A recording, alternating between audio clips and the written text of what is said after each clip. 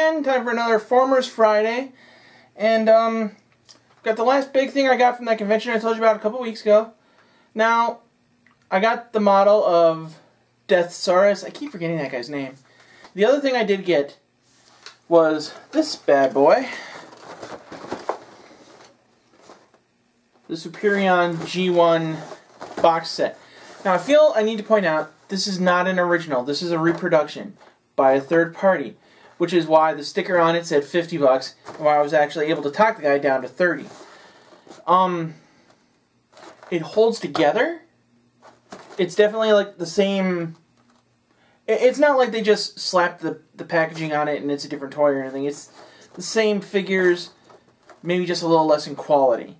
And I'm going to do my best to review the original toys as well as these in that regard, because I had an original Silverbolt back in the day. Way back in the day. Back in 1980, whatever. But,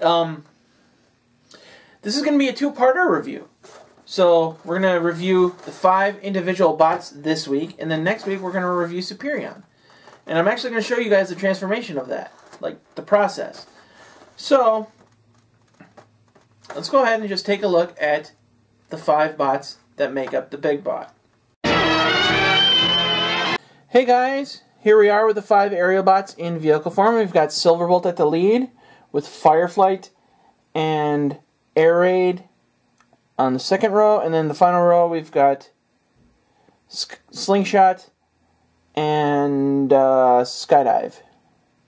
Skydive, Air Raid, Silverbolt, Fireflight, and Slingshot. There. Sorry. It's hard to keep them. It's hard to tell them apart sometimes. Anyway, these are the 5 bots in their vehicle mode, and there's not really a lot to say about them. They're G1 figures. The funnest part with all this was putting the stickers on. And looking at these figures, some of the stickers do not match the ones that I had. So I recall having 2 giant Autobot stickers that would go on his wings. So either I missed those, they weren't there, or I lost them. But let's take a look at some of the stuff that they got. Now, I'm going to show you guys these now because I'm not going to deal with it in robot mode because it's just too... It's too janky. Like, the old G1 weapons, a lot of them were just dumb. See, like, the way their hands are, which I'll show you in a minute when they're in robot mode, you have to clip these onto their arms, and that's just a colossal pain to the point where I don't even want to deal with it. I might try to show you on one of them, but you have to know which gun goes to which guy, or else it's not going to fit. And it's just more of a hassle. Like, what kid wants to take their time trying to fit the gun on the robot? It's just, if they just put a little peg on the hand and stuck it in sideways, that would have been a much simpler solution. But they didn't do that, and we have to deal with what they gave us. So, as far as the vehicles go, they're pretty cool. Silverbolt has a landing gear. The others do not, but it doesn't matter because they're smaller. I think all the wheels work. They're pretty solid in vehicle mode anyway. And they're just planes, you know? Like, every vehicle mode on the Transformer is usually pretty good. And it's... If you've ever handled a G1 Transformer, you know what the vehicle mode is. And it's pretty much the same all the way around. But we're going to take a look at Silverbolt specifically for a second, and then we're going to take a look at the robot modes. This is Silverbolt's launch mode. Let's see what it's called, actually. The launching ramp. Silverbolt transforms into this, and this ramp piece was included in the collector's set. And the only reason I'm really even showing you guys this is because I remember having Silverbolt when I was a kid, and noticing that the toy I had when I was a kid, this thing was spring-loaded. This one is not, for some reason. And that always bothered me. Like, why does it do that? I don't get it. Like, maybe it's because you get the other figures and it'll be bigger. I don't know. But when I was a kid, I really didn't even understand the combiner idea. Because my parents could never afford to get a whole set to combine. But the logic behind it is this piece was spring-loaded. And you'd push it back to there. And then you'd put another one of the Aerialbots on there. And it would just... Now, I'm not going to push it. But it would just launch them off. And you could, like, be a kid, play, whee, we're flying, and I broke it already. No. But that's what this is. And I just wanted to point out that this thing is here. And honestly, I don't think we need it.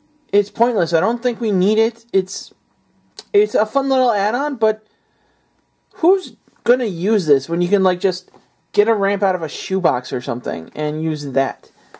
But yeah, that's the launching ramp. So now we're gonna take a look at the Aerialbots in robot mode. The Transformers will return after these messages. Jet formation! Jet transformation! The Aerialbots are taking their shot. Some of both plastic Combaticons. They can all change and be rearranged to form a super robot Superion. The Combaticons are worried. Onslaught is roaring. Here's one metamorph in Durga. They all combine to kick Superion behind as a big bad battle in Brutica. Now it's brutal! No! That's Bruticus! Transformers Generation 2 Aerialbots and Combaticons, each sold separately. We now return to the Transformers. Okay guys, here we are, the Aerialbots. We've got Silverbolt in the middle, flanked by Skydive. That's Fireflight, sorry. Slingshot and Air Raid. And here's what I wanted to point out. I'll take Slingshot out. That's Fireflight. Gosh, I'm never going to get these names. If you can take a look, the gun clamps on like that. And if you can tell really closely, it's warping the gun clip. Because it's supposed to like clamp down. And I feel like I'm not even doing that because that clamp's going to break if I try hard enough. And I just don't want to mess with that. So we're not even doing that. Silverbolt does have a gun, however. And the only problem I have with that gun is it's the exact same gun that Superion uses. There's no add-on to make it bigger or anything. Like, I'll show you the picture on the box. That gun looks pretty big, doesn't it? And that's what the gun actually looks like. See that? That's not a very big gun. So, I don't know. There's nothing to clamp onto it to make it bigger. And it just feels like a bit of a sleazy way of doing it. Like, how much would it have costed to give them like just a bigger barrel or something to clamp onto that? And I don't know. It saddens me somewhat, but for what they are, they're all right. Now, keep in mind these are the knockoff figures I have. These are not the very original figures or even the G2 remakes. So there's die-cast metal. They tried to go to the extra mile because, like, I've had reproduction figures that were just garbage. I remember I found a set that was like they weren't even advertising them as Transformers, but it was the Silverbolt. It was the Aerialbots box set, and I was putting them together, and I think it was this guy I was putting together, and his arm snapped off. Like, in transformation. I didn't even try, and it just popped. And, like, broke right in half. So it was the cheapest material. And these figures feel cheaper than Generation 1, but not as cheap as those figures I had before. They move pretty well. They're solid. They feel like if you try, they'll break, but if you don't try, they'll be okay. There's, like, access plastic in places, if you can see that. And they don't hold their transformation. Like, this guy wants to slide down. I had to set it up in a way where he was like stuck in place. And they feel flimsy, but I feel were these original figures, they would not feel as flimsy, but you would still be like, look how small these arms are. I would still be afraid of breaking them even if they were made of die-cast metal. Which, some of these pieces are still die-cast metal. Not as much as the original figures, but there's still some metal on them. And, honestly, I would not play with these guys. I would display them as Superion, but not like this. These figures look janky and just cruddy. This makes me really wish I could have afforded the Combiner Wars set. All I could afford was Silverbolt, and I have the Silverbolt from that run. But I couldn't find the other figures in time, and by the time they came out, they were $20 a pop, and I just can't pay that much for an arm and a leg, pun intended. But that's it for today. So, next week we're going to take a look at Superion. And I'm actually going to show you guys that transformation process. And I hope you enjoyed this episode. I hope you enjoy the next one. If you want to check out more of Pop Culture Network, we've got the Facebook page, the actual website, obviously.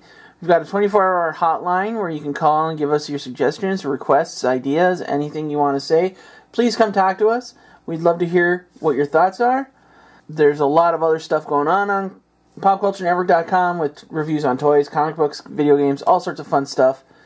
And if you want to watch more of my videos, you can find me on YouTube at The Geek Reviews. So it's youtube.com/The Geek Reviews.